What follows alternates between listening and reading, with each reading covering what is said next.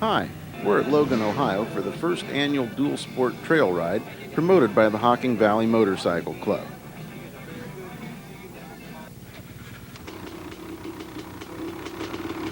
At sign-in, all riders' bikes have to pass a sound test to assure that all of them are quiet.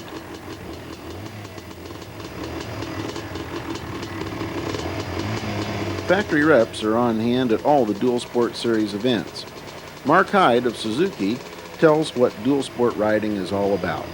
Basically, that's what dual sporting is all about. You know, I started out riding. My dad and he had some friends, and they had sons about my age, and we used to go trail riding every weekend.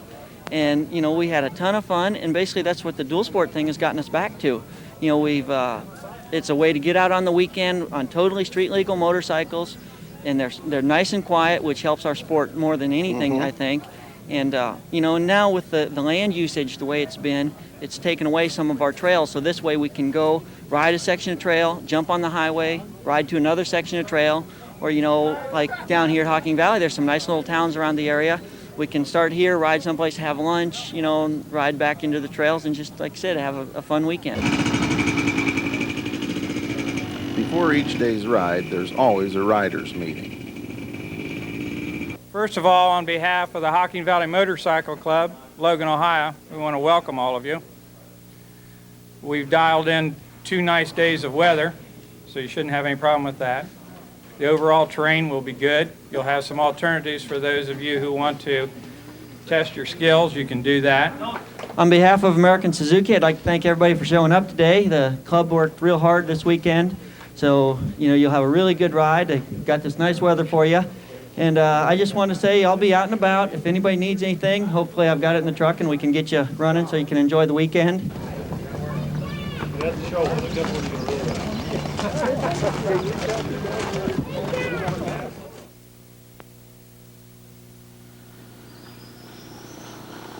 And here we are in the first woods section.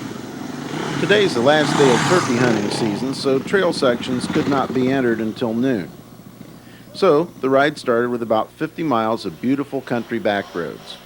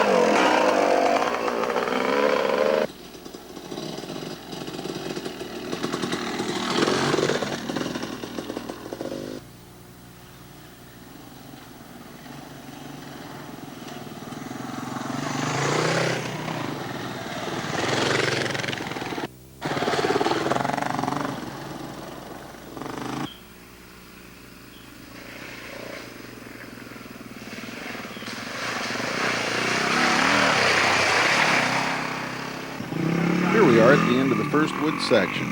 This is the first split in the trail. Those who take the road have an easy ride. The rest enter the first A section.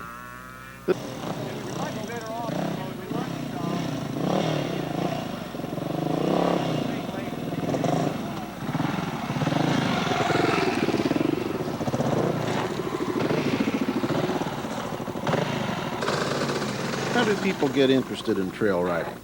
Well, let's ask Mark Hyde. Well, basically, my sister and I, we wanted to get, some friends of ours had mini bikes, and we thought that was a lot of fun, so we saved our money and bought ourselves a bike. Okay, and you got into racing and were pretty successful at it, weren't you? Yeah, my racing career has been very successful. For me, basically we started out play riding, and then, one thing led to another, and we heard about racing, and, well, That's okay. That's okay? Yeah. No, we heard about racing, and we went and tried some, then tried some more, and one thing led to another, and then I ended up getting a factory ride from all my local success, and went on to some national championships. And you rode enduros or hare scrambles? I rode both. I had most of my success in hare scrambles, though. Mm-hmm.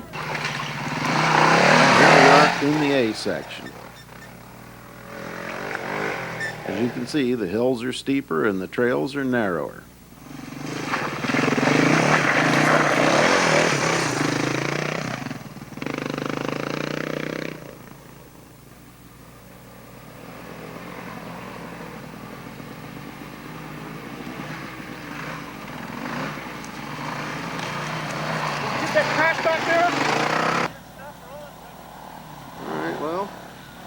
Here we're getting a little bit of traffic bunched up.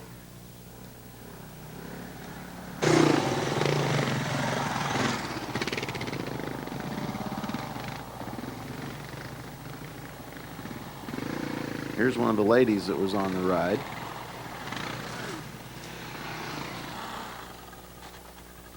She's a little bit of a newcomer, but she's trying the A section.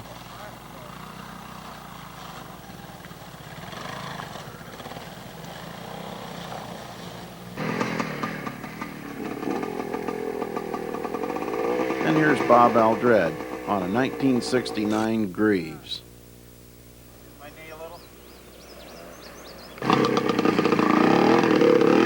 Bob's a regular rider at most of these dual sport rides.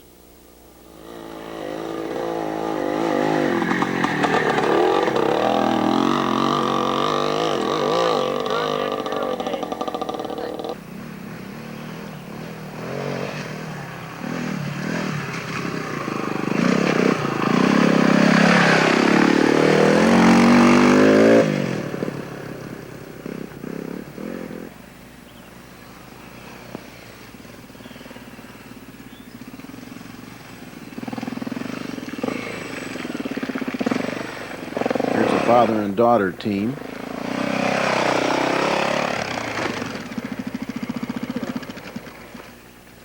You okay?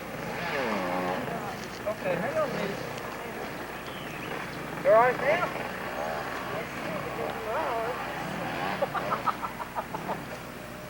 Did you get mud on the seat, Jesse? Boy, thanks for all that. Something so simple.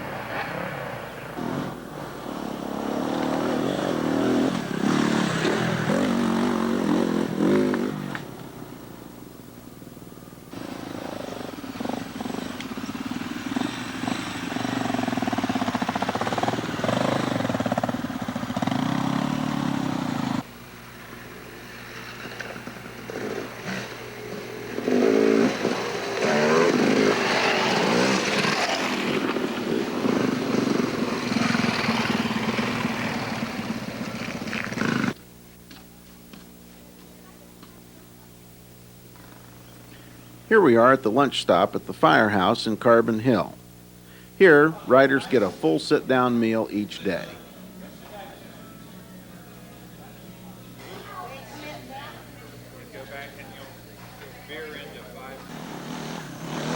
And now we're back out on the trail. Right after lunch, there's a big, long hill.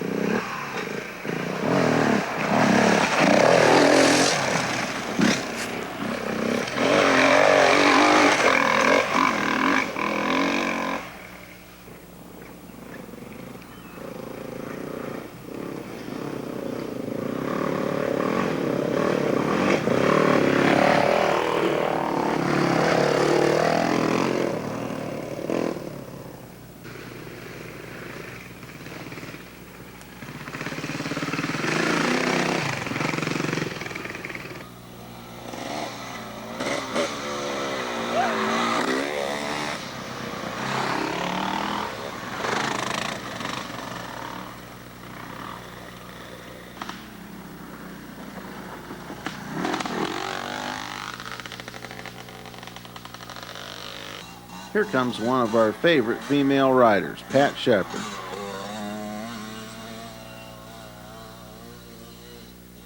Followed right along by her daughter.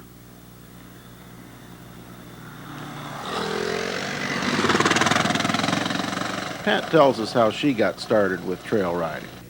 Well, our predicament was that her dad and my boyfriend were riders of the enduro stage. So they would come home from the enduro races or rides and complain or either marvel at the tricks that they had pulled when they were out there in the woods. And we thought, this is unfair that the female does not get involved with this. So then Paul took it upon himself to get Jennifer a bike and myself, and we started with the trail riding.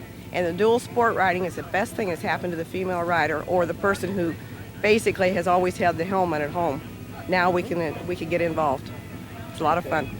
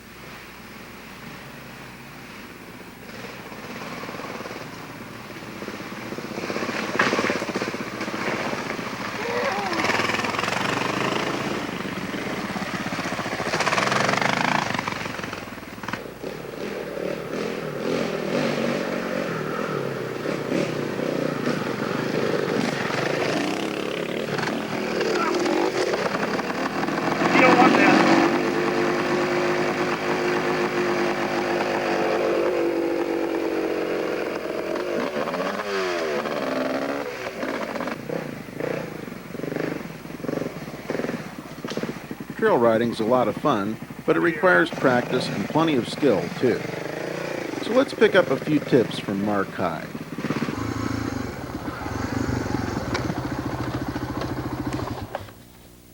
Hi, I'm Mark Hyde of American Suzuki. I'd like to welcome you to this segment of our dual sport riding tips. What we're going to cover here is braking on downhills. What you want to do is apply your brakes before you make any turns, so that way your front wheel is going straight and you get the most effective braking power. Also, your front wheel does about 70% of your stopping, but it's very critical to have good feel with the front brake and not to lock it. Whenever you're like rolling over an obstacle like a log or preparing for a corner, you need to let off on the front brake, complete your maneuver, and then get back on the brakes. You want to make sure you're in a standing position with your weight slightly back and dragging both brakes. Make your maneuver and then back on the brakes or back on the gas. So we are at a more brisk pace, always looking where we're going and completing our maneuver.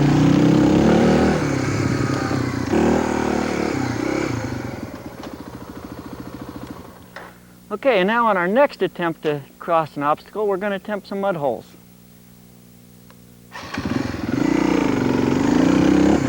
Usually there's two ways to cross mud holes. You can either go the slow, safe way, or the fast, could be dangerous, but sometimes you make it way. The big thing you have to take into consideration is your own riding ability and the chances you want to take. Again, as we talked with downhills, vision is a key factor. If you stay looking up the trail, you can see the obstacle ahead of you and have more time to prepare for it. I'll demonstrate both ways, and you have to make the decision what way will work best for you. We'll start with the quick, safe way. As you can see, I've come up on a mud hole, and by looking ahead, I can see there's a nice alternate way around it, so I'll be able to zip around nice and quick and safe.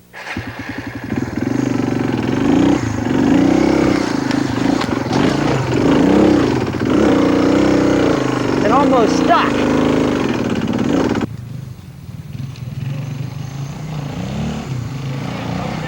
Here we come. We see an obstacle we want to avoid. Just look around, look up, see a nice easy line around.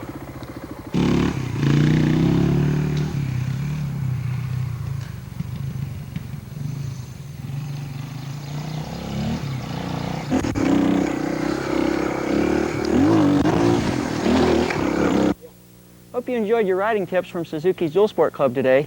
Hope to see you on the trail.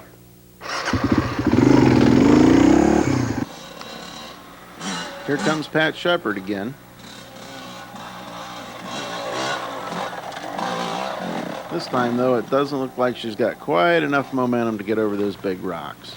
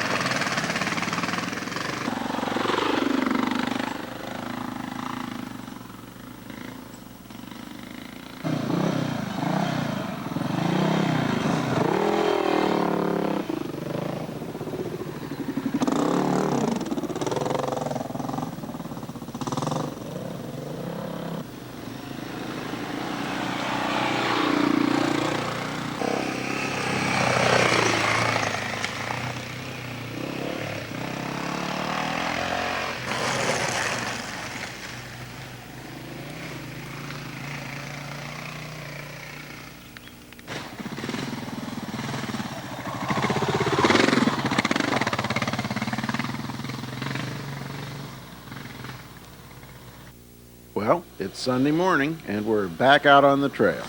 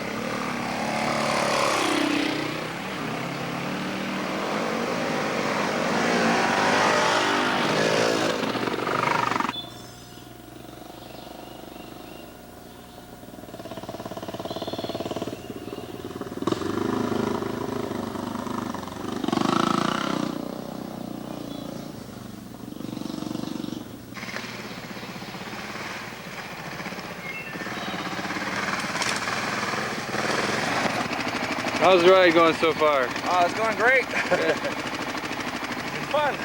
Yep.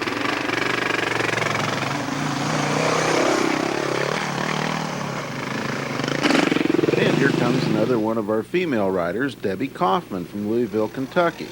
Debbie tells us how she got started. I've been involved in riding, motorcycle riding, since about 1980. I did street riding first, and then in about 1984 I started doing a little bit of dirt riding. Started out on an XR 100 and have graduated to a 200 Kawasaki today. But enjoy the trail riding very much and have participated in some hare scrambles and some motocross races here lately. So it just gets better and better for me. It's a lot of fun.